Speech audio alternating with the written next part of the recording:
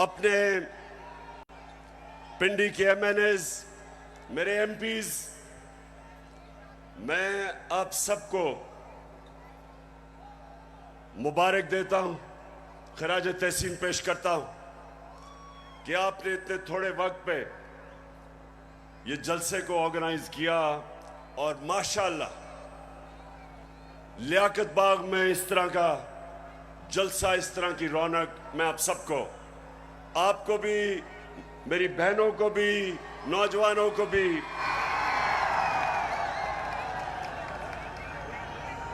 अच्छा, आपने बड़ा संजीदा तरीके से मेरी तकरीर सुननी है, क्योंकि आज मेरे मुल्क में कैंपेन चल रही है और मैं उस कैंपेन के ऊपर भी आऊंगा। उस कैंपेन का एक ही मकसद है कि मेरी कौम को हकीकी तौर पे आजाद ना होने दो। मेरे नौजवानों, खास तौर पे आप, मैं भी बैठा आपको देख रहा था, मुस्तकबिल आपका है।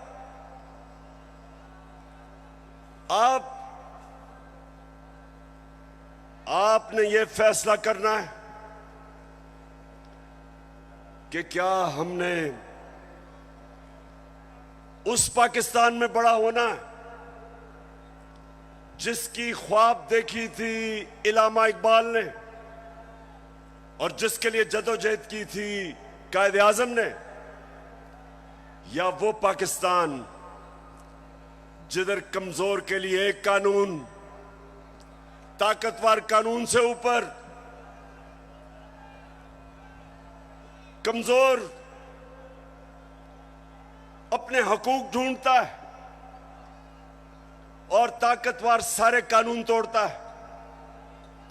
ये पाकिस्तान जिस तरफ जा रहा है, मेरे नबी सल्लल्लाहु अलैहि वसल्लम ने तकरीबन 1500 साल पहले कहा था कि तुम्हारे से पहले बड़ी कौमें तबाह हुई। जो कमजोर जब चोरी करता था तो जेल में डाल देते थे, लेकिन जब ताकतवर जुर्म करता था तो वो माशरा उनको नहीं पकड़ता था, कौम तबाह हो जाती थी। आज अगर हमारी कौम एक अजीम कौम नहीं बन सकी तो वो जो मेरे नबी सल्लल्लाहु अलैहि वसल्लम ने 1500 साल पहले कहा था, उस वजह से नहीं हो सकी। जिस मुल्क के ऊपर उसका सारा करप्ट टोला डाकू ईवानों में बैठ जाए और आम आदमी अपने बुनियादी हुकूक की तलाश में हो, जितनी मर्जी चोरी करनी है बड़ा डाकू चोरी करे, उसको पाकिस्तान का जब निजाम, इंसाफ का निजाम नहीं पकड़ता, उस मुल्क का कोई मुस्तकबिल नहीं है। इसलिए मैंने अपनी हकीकी आजादी की तहरीक का आगाज जो आज मैं शुरू कर रहा हूं, मैंने लियाकत बाग से किया, क्योंकि ये एक ऐसा तारीखी जगह है कि जो पाकिस्तान की मूवमेंट में कायद आजम के साथ लियाकत अली खान खड़े हुए थे, उनकी शहादत यहां हुई थी। मैं ये चाहता हूं कि मेरी सारी कौम आज तैयार हो जाए। जिस जदोजहद के लिए मैं आज आपको निकालने आया हूं, क्योंकि ये आपके मुस्तकबिल का मसला है। इमरान खान का तो अल्लाह सब दे चुका है, वो तो उसका बार बार शुक्र अदा करता है कि जाती तौर पे तो अल्लाह ने बड़े करम किए मेरे पे,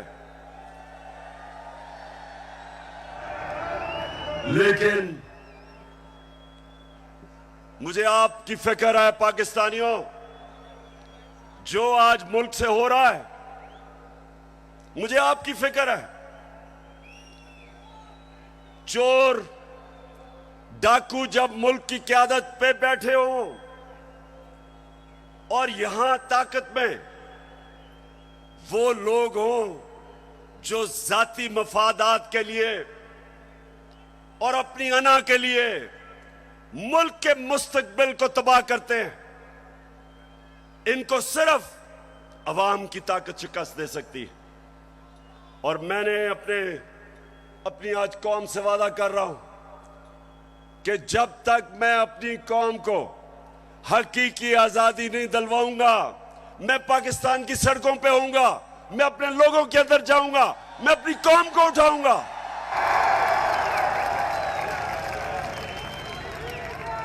क्यों? नौजवानों सुनो, क्यों इमरान खान को हटाने की जरूरत पड़ी? क्यों बैरूनी साजिश?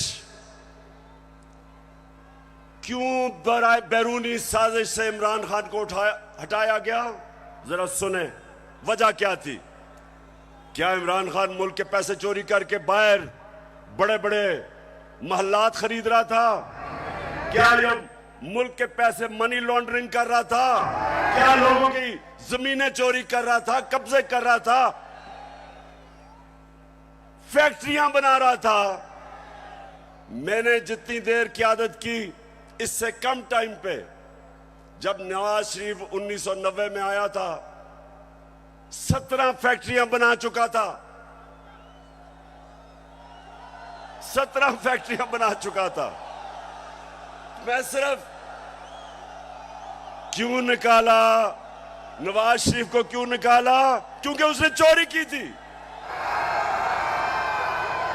लेकिन इमरान खान की रिजीम चेंज क्यों की गई? क्योंकि वो अमेरिका की नौकरी नहीं करना चाहता था। वो एक आजाद फॉरेन पॉलिसी बनाना चाहता था, जिसका मेरी बहनों और नौजवानों समझो आजाद फॉरेन पॉलिसी क्या होती है। वो फॉरेन पॉलिसी होती है जो अपने अवाम की बेहतरी के लिए होती है।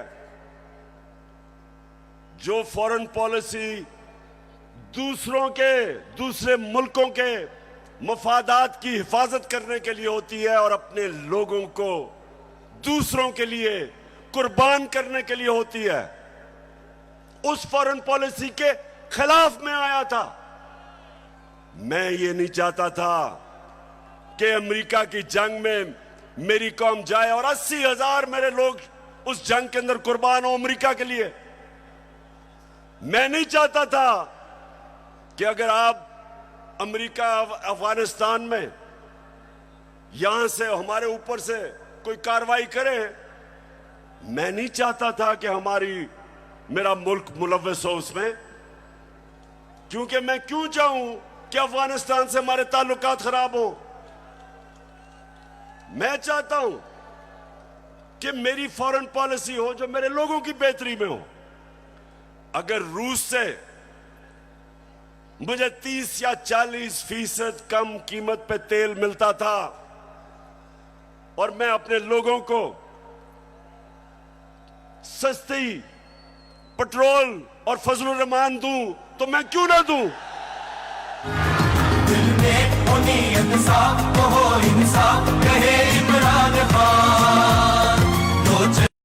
तो मेरे प्यारों तब्दीली आ गई है यारों, अपनी किस्मत आप संवारो, तब्दीली आ गई है यारों, वतन की हालत को सुधारो, तब्दीली। अमेरिका का स्ट्रेटेजिक एलाई वो रूस से तेल खरीद सकता है और अपने लोगों को पेट्रोल और डीजल 25 रुपए लीटर कम दे सकता है, तो मैं क्यों ना दूं? अगर मुझे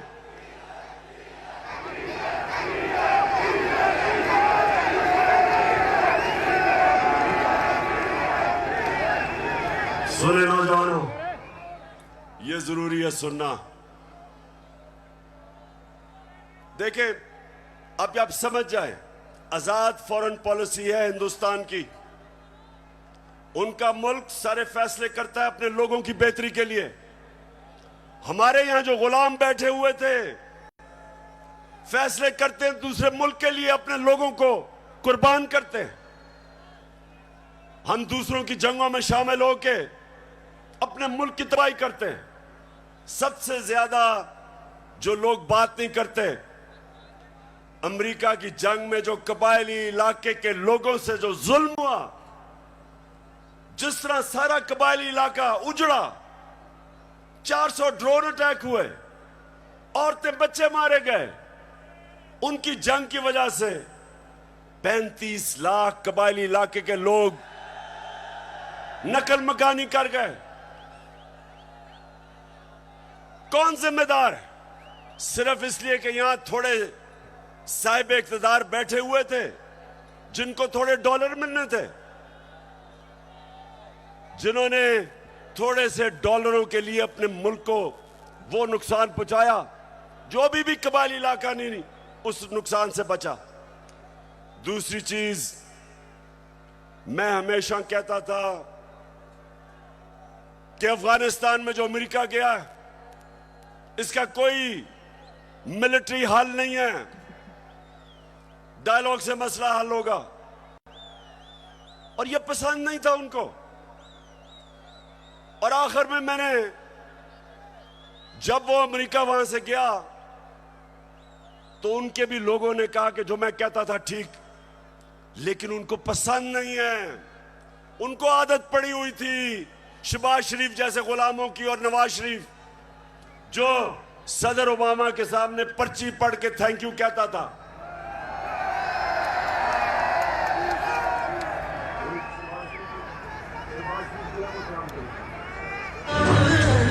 खुदा के काबे से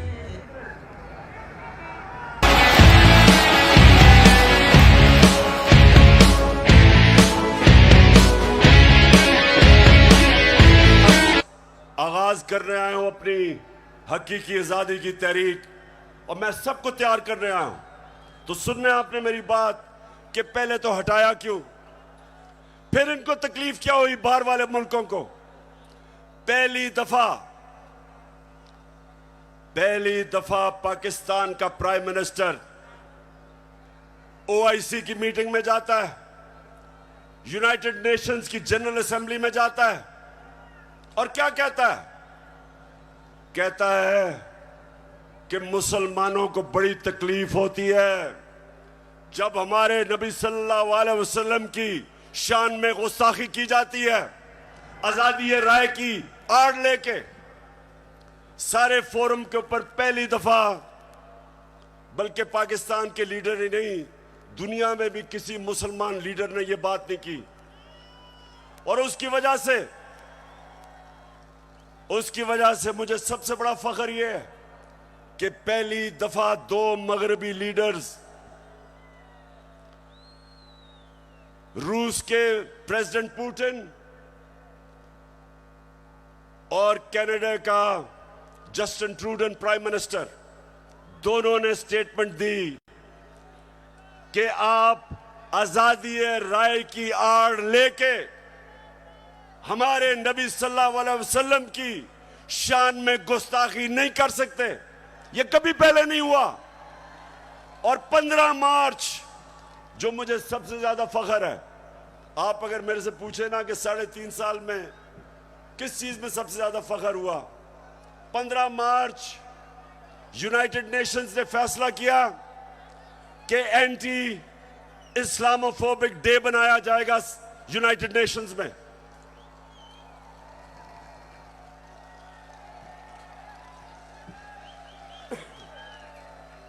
तो मेरे पाकिस्तानियों, ये वो लोग जो आदी हुए थे, वो तिफल क्या गिरेगा जो घुटनों के बल चले, इनके आदी हुए थे, आदी हुए थे, उनको पसंद नहीं आया। ये पूरा साजिश हुई, डोनाल्ड लू ने धमकी दी, साजिश पहले से हुई थी। और इन्होंने तब वो गवर्नमेंट गिराई जो उस वक्त 17 साल के बाद सबसे बेहतर माशी तरक्की कर रही थी। 17 साल के बाद आखिरी 2 साल में 5.6% और 6% पाकिस्तान इकोनॉमिकली हमारी ग्रोथ रेट थी, हमारी दौलत में इजाफा था। उस गवर्नमेंट को गिराया जिसकी रिकॉर्ड एक्सपोर्ट्स थी, रिकॉर्ड टैक्स कलेक्शन, बैरून मुल्क पाकिस्तानियों ने रिकॉर्ड रेमिटेंसेस भेजी। उस गवर्नमेंट को इन्होंने गिराया। किसानों के लिए बेहतरीन जो हमने पैकेजेस दिए, रिकॉर्ड फसलें हुई, उस गवर्नमेंट को इन्होंने गिराया। और उन्होंने गिराया इसलिए कि इनको इमरान खान नहीं चाहिए था, इनको चेरी ब्लॉसम चाहिए था।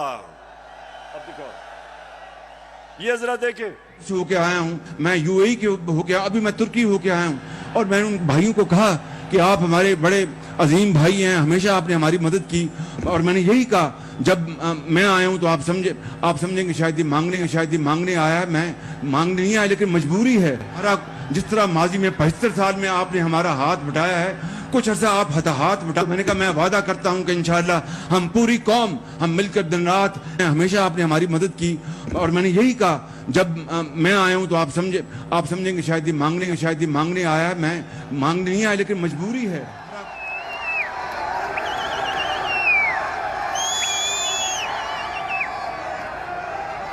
तो मेरे नौजवानों, मैं इसलिए आपके पास आया हूं, मैं भी मांगने नहीं आया,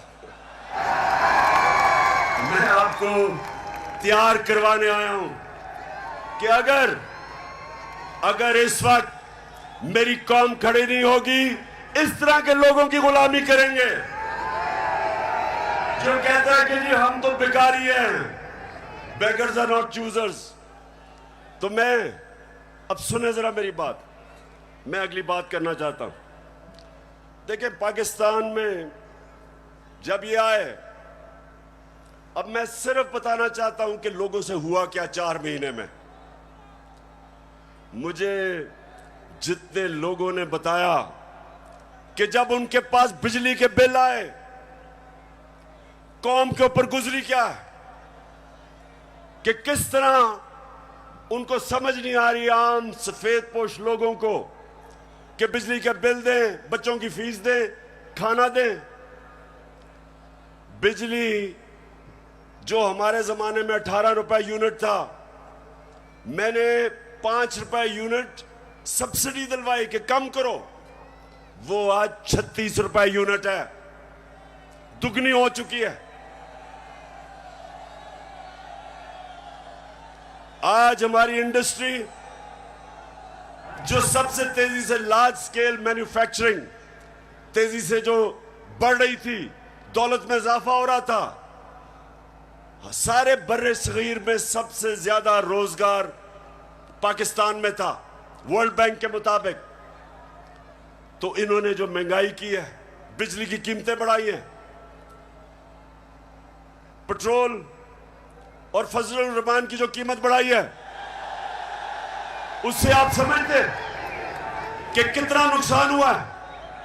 इंडस्ट्री, हमारी इंडस्ट्री को नुकसान, बेरोजगारी बढ़ रही है। हमारा तो यहां नौजवान आबादी है, अगर हम रोजगार नहीं देंगे ये लोग किधर जाएंगे?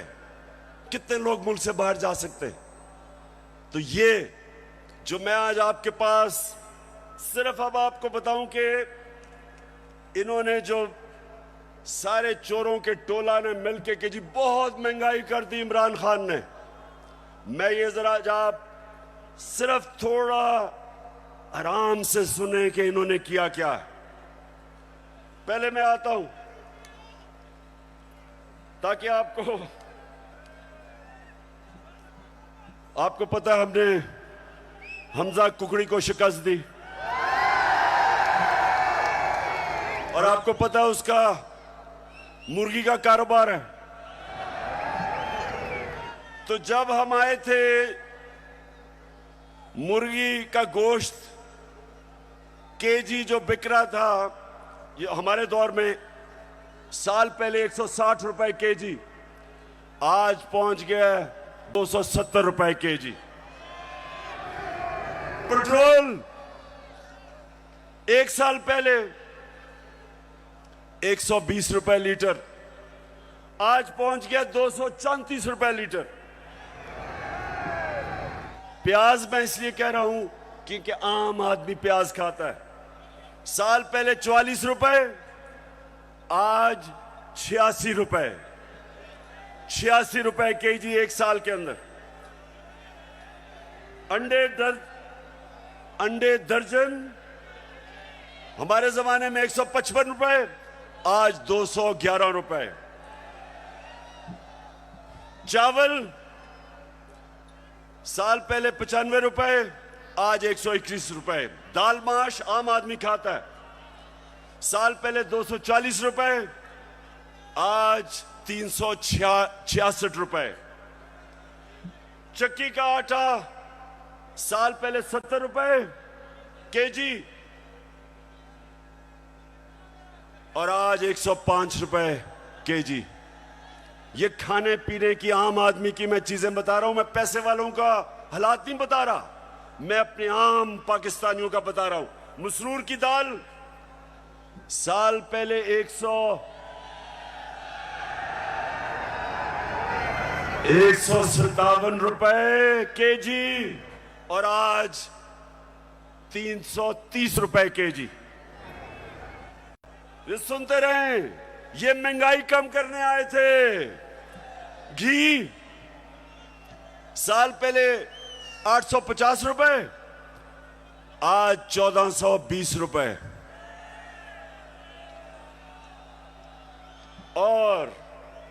और जरा तीन चीजें सुन लें। देखें हमारे ऊपर कर्जे चढ़े हुए हैं। अब जरा सुने, जरा मैं चाहता हूं नौजवानों आप सुने, क्योंकि आपका मुस्तकबिल है। हमारे ऊपर कर्जे चढ़े हुए थे। कर्जे कैसे उतारने हैं? दौलत में इजाफा करके कर्जे उतरते हैं। आपकी जब फैक्ट्रियां चलती हैं, बाहर से सरमायाकारी होती है, आपकी किसानों की पैदावार बढ़ती है, दौलत में इजाफा होता है, उससे आप अपने कर्जे वापस करते हैं। मसलन मैंने दुकान के लिए कर्जा लिया, मैंने दुकान बना ली, अब मैंने कर्जा ले लिया।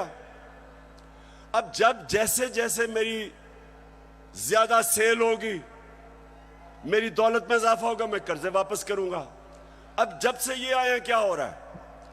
बजाय दौलत में इजाफा होने के फैक्ट्रियां बंद हो रही हैं। इन्होंने बिजली की कीमत उधर पहुंचा दी और गैस की। फैक्ट्रियां मुकाबला नहीं कर सकती हिंदुस्तान का, एक्सपोर्ट्स गिर रही हैं। एक्सपोर्ट्स हमारे जिस महीने हम छोड़ के गए थे, एक्सपोर्ट्स 3.1 अरब डॉलर था, आज एक्सपोर्ट्स इस महीने 2.2 अरब डॉलर, जो 3.1 अरब डॉलर से एक्सपोर्ट नीचे आ गई 2.2 अरब डॉलर पे।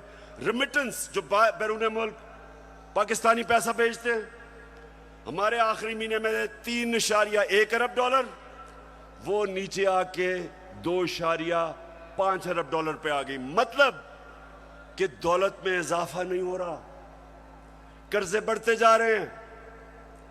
इनके पास हल क्या है?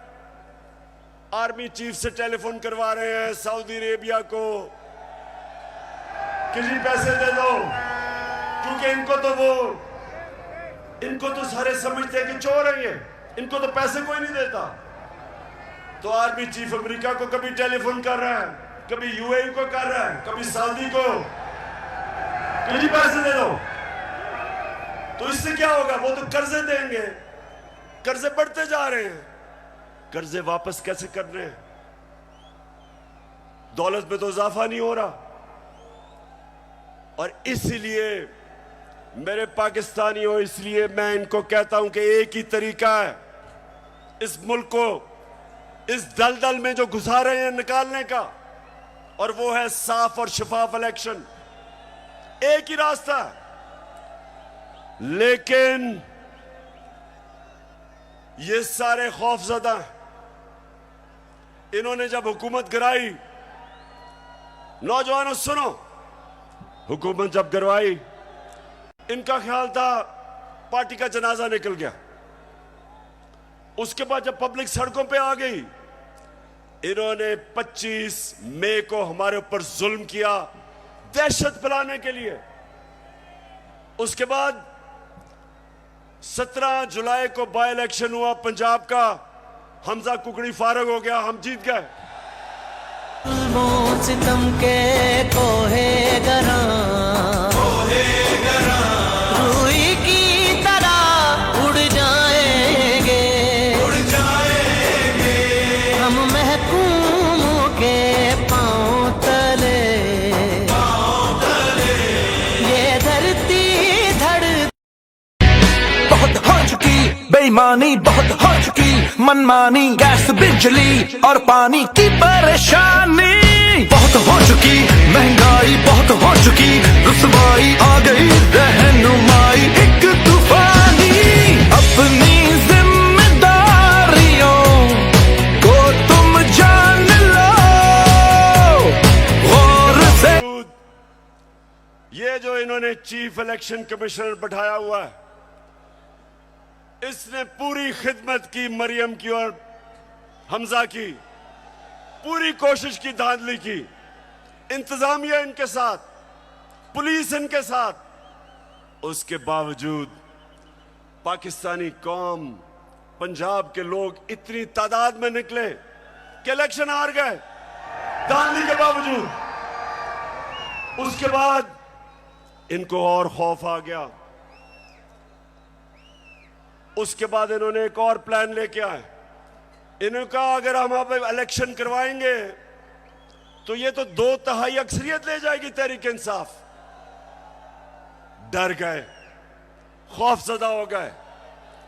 फिर इन्होंने एक और प्लान बनाया, और प्लान बनाया कि तहरीक इंसाफ को क्रश करो। पाकिस्तान की जो सबसे बड़ी पार्टी, किसी ना किसी तरह इसको क्रश कर, इलेक्शन तब तक ना कराओ जब तक पार्टी क्रश ना हो। और मैं बार बार आइन और कानून के बीच में रहता रहा।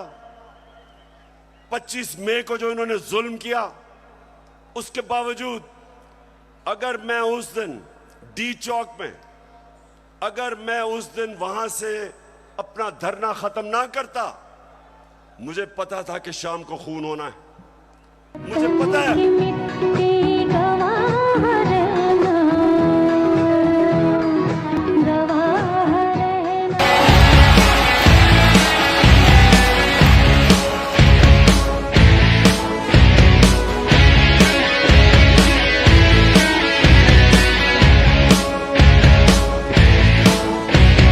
सुन लो सारो मेरे प्यारो, तब्दीली आ गई है यारो। 25 मई को मैंने धरना इसलिए खत्म किया कि मैं नहीं चाहता था कि यहां तोड़ फोड़ हो, मैं नहीं चाहता था मुल्क में इंतशार हो, मैं नहीं चाहता था कि मेरे मुल्क को नुकसान हो। और मुझे पता था कि जिस तरह पुलिस ने दहशतगर्दी की और रेंजर्स ने हमारे ऊपर जिस तरह रबर बुलेट चलाई औरतों बच्चों पे, मुझे पता था कि अगले दिन इंतशार होना था।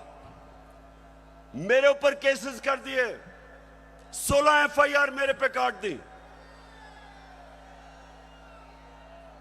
उसके बाद इन्होंने क्या किया, जरा गौर से सुने ताकि मैं आपको अपना अगला लाएअमल बताऊं। इन्होंने किया क्या? इन्होंने उसके बाद फैसला किया कि तहरीक इंसाफ को दबाया जाए। हमारे वर्कर्स के ऊपर FIRs, धमकियां। हमें यह कहा गया कि जनाब अगर आप किसी किस्म का, अगर आपने किसी किस्म का कानून तोड़ा तो सारा स्टेट की ताकत आपके ऊपर आ जाएगी। एक बहुत बड़ा इस्लामाबाद में तब्दीली भी हुई। एक मिस्टर एक्स उधर लाहौर में और एक मिस्टर वाई को इस्लामाबाद आया गया हमें सीधा करने के लिए। देखें, मैं अब आता हूं जिस चीज के ऊपर मुझे सबसे ज्यादा तकलीफ है। इन्होंने शहबाज गिल को पकड़ा, अगवा किया, उसको पकड़ के अंदर ले गए, नंगा करके उसको मारा।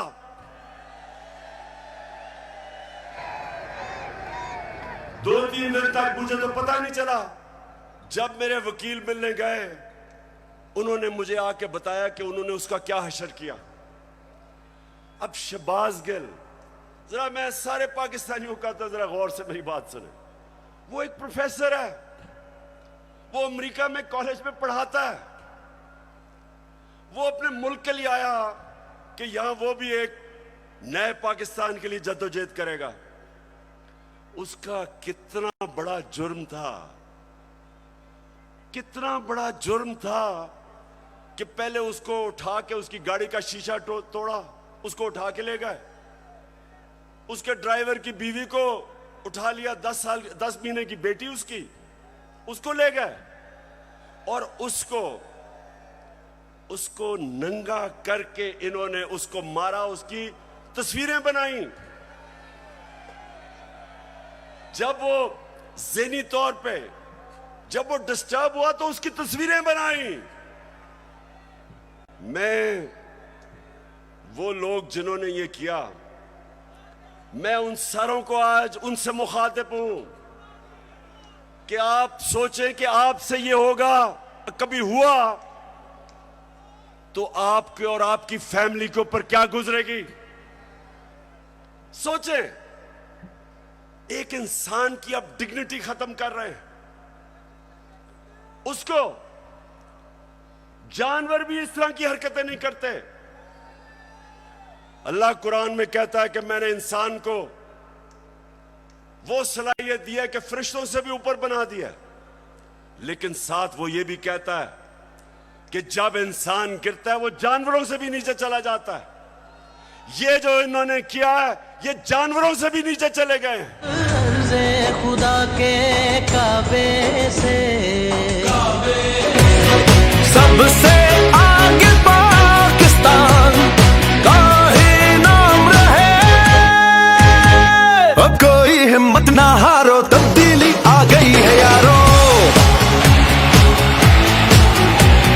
चाहे मुश्किलें हजारों, तब्दीली आ गई। कि उसके ऊपर तशद्दुद हुआ, छुपाने की कोशिश की जाती है। और मुझे जो अफसोस हुआ कि मैजिस्ट्रेट ज़ेबा, जब आपके सामने एक आदमी आया और तशद्दुद पुलिस कर चुकी थी उस पर, क्या आपको वापस पुलिस के पास उसको भेजना चाहिए था? आपको तफ्तीश नहीं करनी चाहिए थी? यह आपको इंसाफ का तकाजा था कि जब एक आपको नजर आ रहा था कि वो बिल्कुल टूट चुका था, जो उन्होंने उसे जुल्म किया था, उसके बावजूद वापस भेज दिया पुलिस के पास। और फिर कहते हैं जी किसी को तौहीन हो गई। ये आप जो इतना बड़ा रुतबा है जज का, उससे आप इंसाफ नहीं कर रहे। और जो आईजी और डीआईजी इस्लामाबाद, इनके ऊपर, दोनों के ऊपर केसेस हमने दर्ज करवाए हैं, आप इनके ऊपर एफआईआर कटवाई है। और मैं सारी अपनी कौम को कहता हूं कि ये आजाद मुल्कों में ऐसी चीजें नहीं होती। सिर्फ गुलाम मुल्कों में, जिधर आपके हकूक नहीं होते, जिधर इंसाफ नहीं होता, जिधर आइन की और कानून की बालादस्ती नहीं होती, उन कौमों में ये होता है। वहां लोग गुलाम होते हैं, वो कभी ऊपर नहीं आ सकते। जिस कौम के अंदर इंसाफ नहीं होता, वो कभी ऊपर नहीं आती। नबी सल्लल्लाहु अलैहि वसल्लम ने मदीना में लोगों को इंसाफ दे के आजाद कर दिया था। उन्होंने सबको कानून के सामने एक बराबर खड़ा कर दिया था। कोई ताकतवर किसी कमजोर पे जुल्म नहीं कर सकता था, इसलिए वो आजाद हो गए थे। हमारा हर जगह ये जो शहबाज गिल का केस है कि नवाज शरीफ ने उससे बहुत बुरी बातें पाकिस्तानी फौज के खिलाफ की है। देखें जरा इनकी टेप से इन्होंने जो क्या क्या कहा हुआ है पाकिस्तानी फौज के ऊपर। नवाज शरीफ ने, ख्वाजा आसिफ ने, मरियम ने, उनको क्यों नहीं पूछते? क्योंकि वो ताकतवर हैं। वो बेचारा अमेरिका से आया था, कहा कि उसको पूछने वाला कोई नहीं, उसको इस तरह अपने जलील करके। और मुझे शर्म आती है कि हमारे मुल्क में इस तरह की इंसानों को जलील किया जाता है। और इंशाअल्लाह इसका हम पूरा कानूनी तौर पे हम पूरा इंसाफ लेके रहेंगे इसके ऊपर। बाजवा साहब, आपने हमारी अच्छी भली चलती हुकूमत को रुखसत करवाया, जजों से जोर जबरदस्ती से फैसले आपने लिखवाए। जनरल बाजवा साहब, आपको 2018 इलेक्शन में अवाम के मैंडेट की चोरी का हिसाब देना है। हाँ, नवाज शरीफ ने ये जरूर किया कि उसने किरदारों और इदारों के दरमियान एक वाज़ेह लकीर खींच दी है। एक या दो अफराद इदारा नहीं हुआ करते, एक या दो अफराद इदारों की बदनामी का बायस बना करते हैं।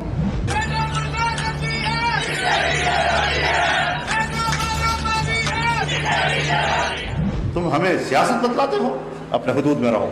इसराइल की नौकरी न किया करो। इसराइल के वजीफों पर पलने वाले जर्नलों, अपने हुदूद में रहो। बड़े बड़े रैंकों वालों से भी अपने आप को मुहतरम समझता हूँ, तो सीधे हो जाओ। और अगर बिगड़ोगे तो फिर अगर हम बिगड़ गए तो अफगानिस्तान में अमेरिका का क्या हश्र हुआ, खुदा की कसम यहाँ तुम्हारा वही हश्र होगा। और अभिनंदन की क्या बात करते हैं। मुझे याद है चीफ ऑफ आर्मी स्टाफ तशरीफ लाए, पैर कांप रहे थे, पसीने माथे पे थे।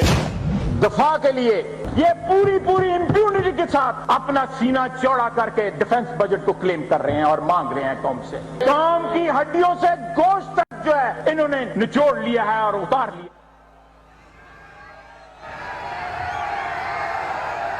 क्यों बिल्डी,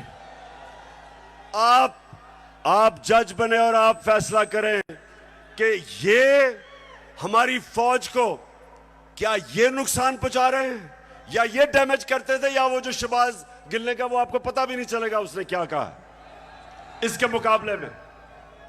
बहरहाल अगर उसने कुछ कहा तो उसके पास अदालत में जाए, कानून बने हुए हैं।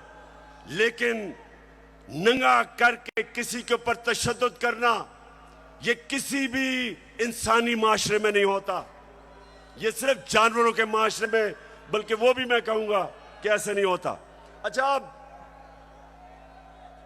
अब जो इनकी गेम है, इनकी गेम ये है कि ये शहबाज गिल को मिसाल बनाई जाए। ARY जो कि हमारा मौकफ, तहरीक इंसाफ का मौकफ पेश करता था, जो पाकिस्तान की नंबर 1 चैनल बन चुकी थी, उसको सिर्फ इसलिए बंद किया गया कि जनाब किसी तरह तहरीक इंसाफ का मौकफ ना पेश किया जाए। पैमरा को इस्तेमाल, अब पैमरा भी आ गया। पैमरा कहता है कि जनाब इमरान खान की लाइव तकरीर नहीं हो सकती। क्या जुर्म किया इमरान खान ने? जुर्म ये किया है, सिर्फ जुर्म एक है कि वो कभी इन चोरों के टोले को तस्लीम नहीं करेगा। ये जुर्म है उसका। ज़माने के अंदाज बदले गए, मेरे प्यारों तब्दीली आ गई है यारो। अपनी किस्मत आप संवारो, तब्दीली आ गई है यारो। बहुत हो चुकी बेईमानी, बहुत हो चुकी मनमानी, गैस बिजली और पानी की परेशानी बहुत हो चुकी, महंगाई बहुत हो चुकी, रुसवाई आ गई, रहनुमाई एक तूफानी। अपनी जिम्मेदारियों को तुम जान लो, गौर से इन लुटेरों को तुम पहचान लो। इनको कुर्सी से उतारो, तब्दीली आ गई है यारो। वतन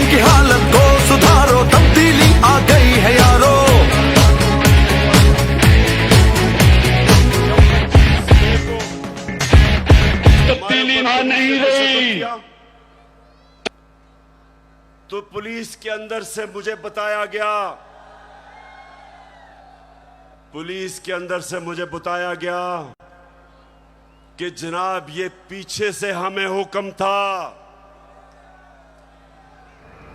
यानी कि न्यूट्रल्स का प्रेशर था कि इनको फेंटा लगाओ। जरा सुनते जाए, मैं इस मुल्क के अंदर मेरा जीना मरना है, मैं कोई बाहर नहीं भागूंगा, मेरी कोई बाहर जगह नहीं है, मेरा जीना मरना यहां है। और शायद बाकियों से ज्यादा मुझे इस मुल्क की फिक्र है। तो मुझे ये कहा गया कि ना जनाब हमारे पीछे से प्रेशर है। फिर ये जो चीफ इलेक्शन कमीशन हर फैसला हमारे खिलाफ दे रहा है, पूरा ये जो मुझे डिस्क्वालीफाई करने की कोशिश है, अंदर से पैगाम आता है कि जी मैं तो वो तो कुछ नहीं कर रहा, पीछे से प्रेशर है बूट का। फिर सुनते जाएं, हमें ये जो ऑपोजिशन है, ये जरा मैं चाहता हूं सुने कि बदनाम कौन कर रहा है हमारी फौज को। ये अभी ये जो पुलिस वाला जो हुआ शहबाज गिल से, हमने पुलिस से पूछा तुमने तशद्दुद, हमें तो पता ही नहीं जी, पीछे से हुआ है कुछ, वो भी आपकी तरफ कह रहे हैं। तो जो भी हो रहा है आज पाकिस्तान में, जो गलत काम होता है आपका नाम लग जाता है। अब जरा ये सुने कि ये जो आपके इस वक्त खैर ख्वाह बैठे हुए गवर्नमेंट में, ये क्या कहते हैं? जिनकी वजह से होता है, जिनकी मदद से होता है, हम उनकी मदद नहीं लेना चाहते और हम चाहते हैं कि अगली हुकूमत का फैसला पाकिस्तान की आवाम करे। के अदम एतमाद सौदे के बगैर मुमकिन नहीं होती। यहाँ पर अदम एतमाद का जो निज़ाम है एस्टेब्लिश के बगैर मुमकिन नहीं है। कोई डील करके इक़्तिदार नहीं चाहते। पाकिस्तान में तहरीक अदम एतमाद उस सूरत में अमूमन कामयाब होती है जी, जब इस्टेब्लिशमेंट आपकी पुष्ट पे हो। एस्टेब्लिशमेंट करती है, वो डील का नतीजा हो है। जब भी अदम एतमाद से होते हैं तो यकीनन डील करती है। इस्टेब्लिशमेंट के बगैर अदम एतमाद की तहरीक को कामयाब नहीं किया जा सकता, क्योंकि इस्टेब्लिशमेंट भी एक तीसरी कुव्वत के तौर पे या चौथी कुव्वत के तौर पे पार्लियामेंट में यानी मुकर्रम खुद जो है मौजूद है।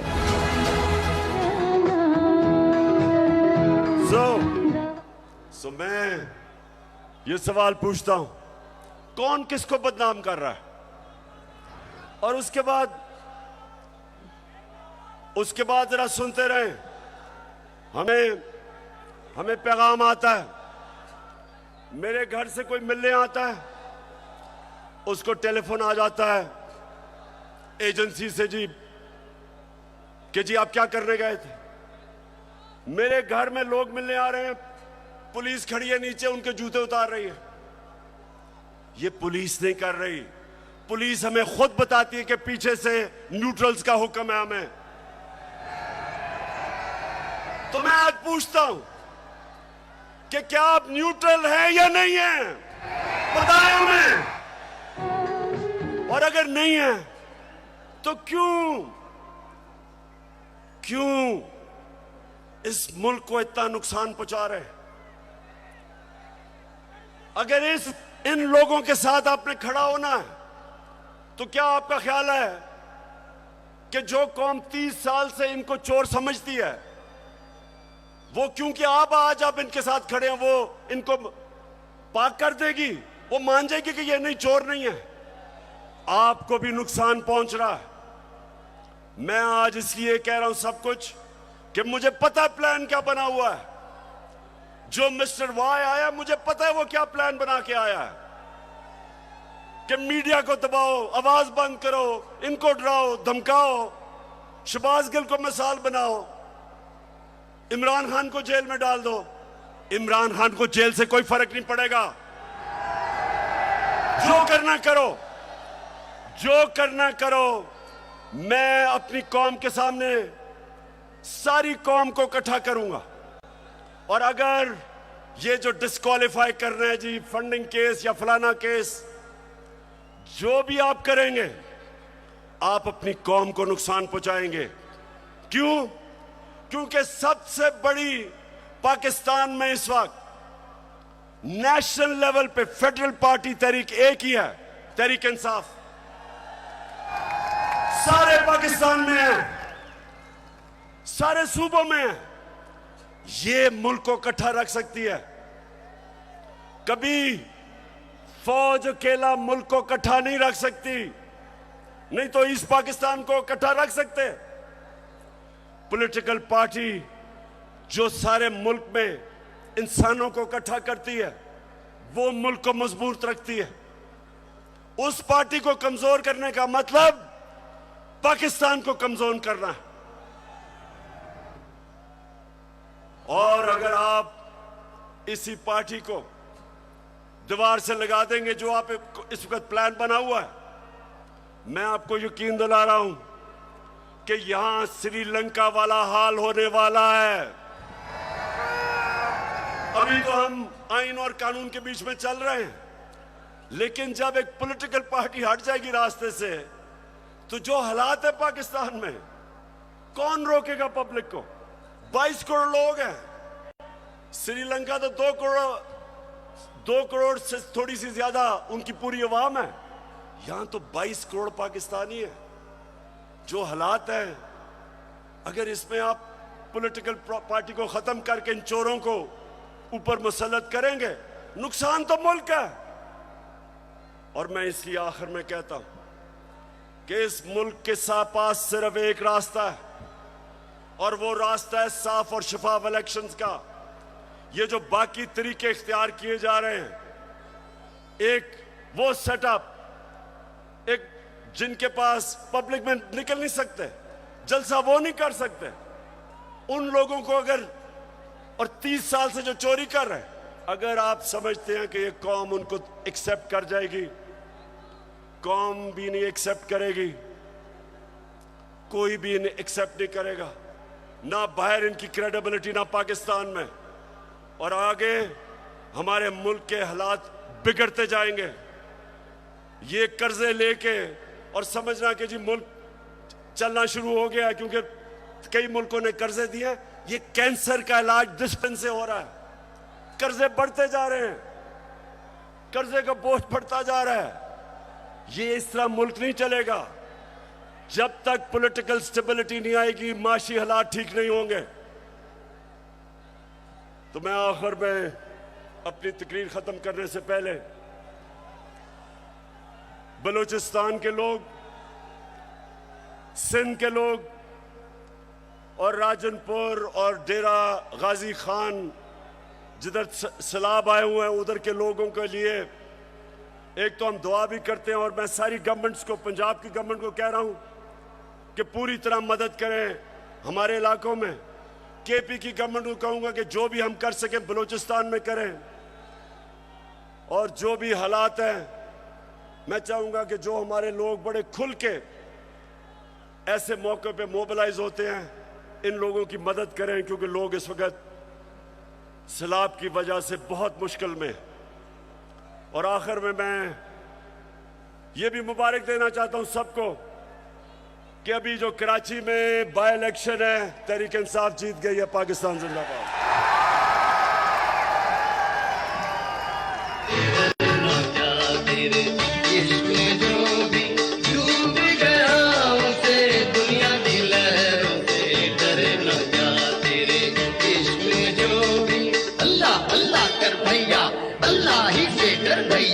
अल्लाह अल्लाह कर भैया, अल्लाह ही से डर भैया। कोई हिम्मत ना हारो, तब्दीली आ गई है यारो।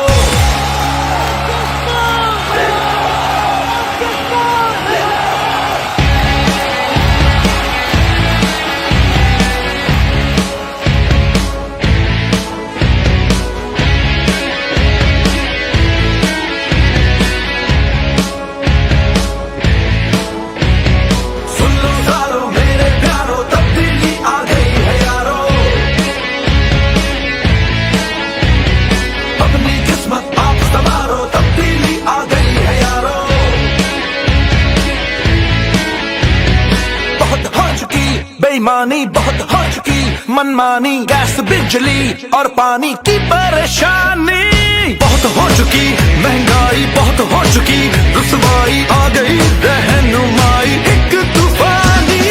अपनी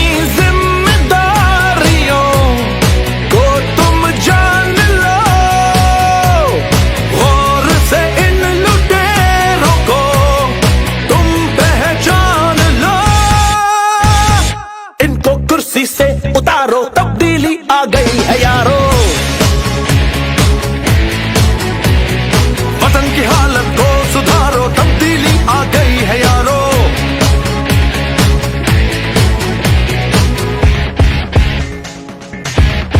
तब्दीली वहां नहीं रही, तब्दीली आ गई है।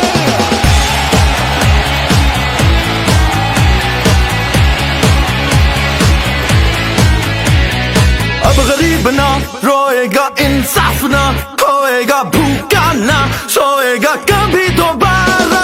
रोजगार भी मिलेगा, सरमाया बढ़ेगा, तालीम भी पाएगा सबसे आला।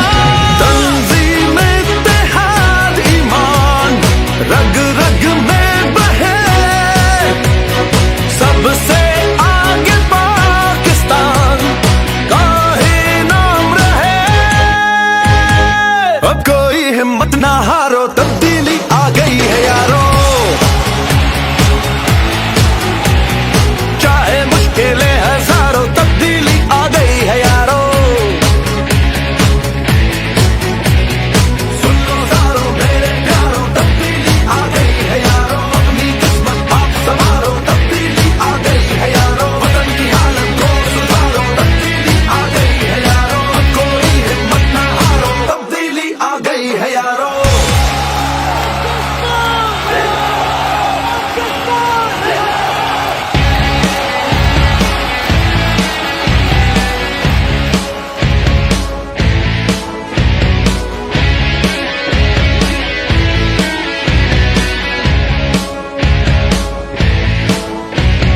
सुन लो सारो मेरे प्यारो, तब्दीली आ गई है यारो। अपनी किस्मत आप संवारो, तब्दीली आ गई है यारो। बहुत हो चुकी बेईमानी, बहुत हो चुकी मनमानी, गैस बिजली और पानी की परेशानी। बहुत हो चुकी महंगाई, बहुत हो चुकी रुसवाई, आ गई रहनुमाई एक तूफानी। अपनी जिम्मेदारियों को तुम जान लो, गौर से इन लुटेरों को तुम पहचान लो। इनको कुर्सी से उतारो, तब्दीली आ गई है यारो। वतन की हालत को सुधारो, तब्दीली आ गई है यारो।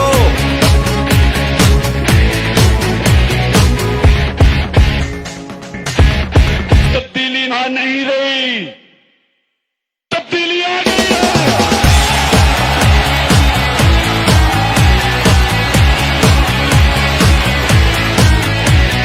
अब गरीब ना रोएगा, इंसाफ ना खोएगा, भूखा ना सोएगा कभी दोबारा।